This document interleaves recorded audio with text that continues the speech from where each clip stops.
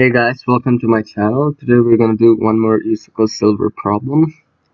This one is why did the cow cross the road? Number 3 from 2017 February.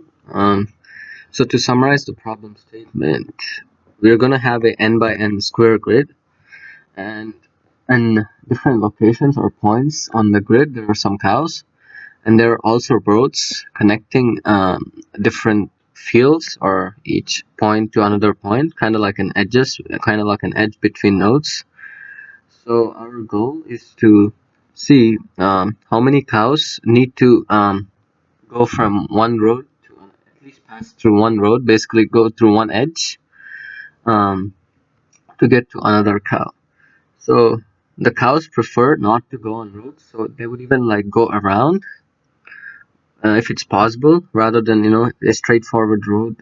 So let me show you the sample input first. So let's make a grid here.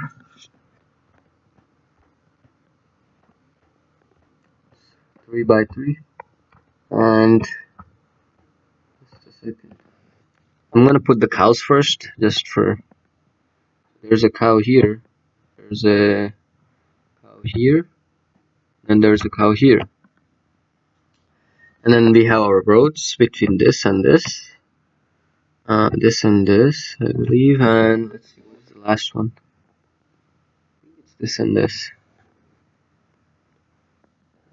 332. Yeah, that's it. So these are our roads, and our goal is to find out. So we're basically finding out pairs of cow that are distant. By distant, they mean to get from one cow's location to another cow's location, we need to use at least one road.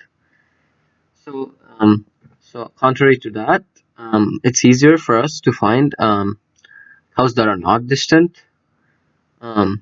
So cows that don't need a road to get from one position to another. So that would be, let's look at these in this example. This cow right here can go like that, and like that without using any roads. So that's one cow that doesn't need any, one pair of cows that don't need any of roads. However, if you want to get from this cow to this, you have to use this road, and from this cow to this, you have to either use this road, or you can go all the way around, but still have to use this road. So there's really no way to get to this particular cow. So the answer would be 2. You can also get 2 by the total number of possibilities in this case is basically 3. Choose 2, right? And minus, we have 2 cows through which we can get, we don't need any roads to get from one cow to another. So that's basically what we did, and then if we do this, we will get 2 as the answer. So the basic solution is we're gonna have all the cows, possible cows, that's the all possibilities of pairs, and then we're going to subtract what I will call connected components, and I'll just show you in a second what I mean by connected components. And we're going to subtract the choosings of each or combinations, basically, of choose 2, because we have to choose 2. There could be 4 elements in a connected component, then we have to choose 4 choose 2, so something like that. And we're going to subtract all those connected components, and then we'll get our final answer. And that makes sense because within the connected components, you wouldn't need any roads to get from one cow to another. So, and there are, if there are 4, you can link them up in 6 different ways. So that's why 4 choose 2 there. That's the basic idea, and we're going to subtract all such connected components. And we don't really care about the connections between components, because then you would have to use at least one road to get from one component to another. And we don't need that because we clearly need all the distant ones. Keeping that in mind, let me do one more thing.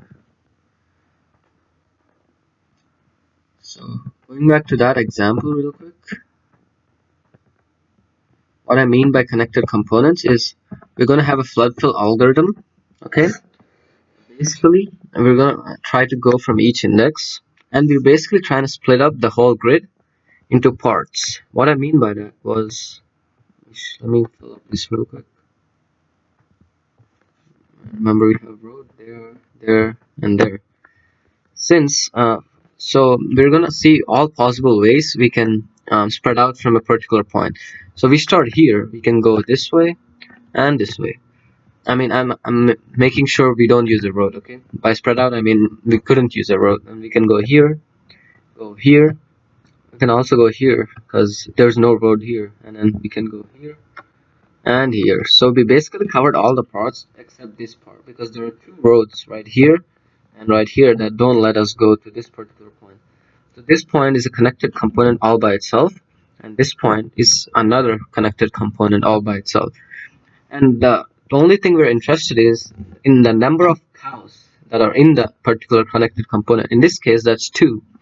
So we're gonna do 3 choose, just a second, 3 choose 2, which is the total number of possibilities, and subtract all the other connected components.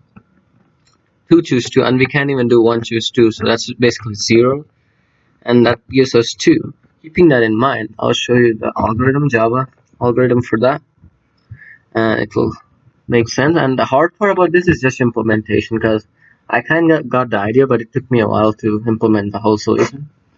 So we're gonna have horizontal and vertical static arrays that tell us, what they tell us basically is, let's say if the two locations are connected horizontally, by that I mean left or right, I'm going to assign the left one to -1 just to keep track of where we have a particular road. So we basically tell our Floodfill over here, right here. I called it bounce, but you can call it Floodfill, I guess.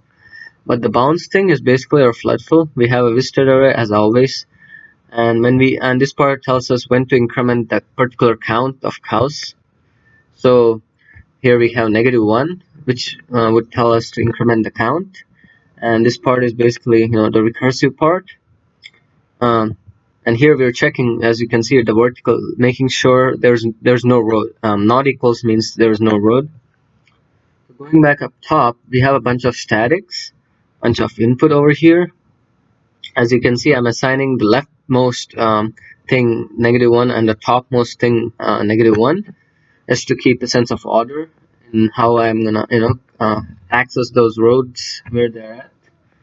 And again, I'm putting all cow locations to -1 in the big grid, n by n grid, and I'll have the visited thing right here. And if not visited, we're always going to restart the count, because we're basically there we have separate connected components, and in each one we have 0 cows at the beginning. And if it's not equal to 0, we're going to add that to components. Okay. And at the end we have answer equals com is literally just, it does something choose 2. Basically it returns something choose 2 right here.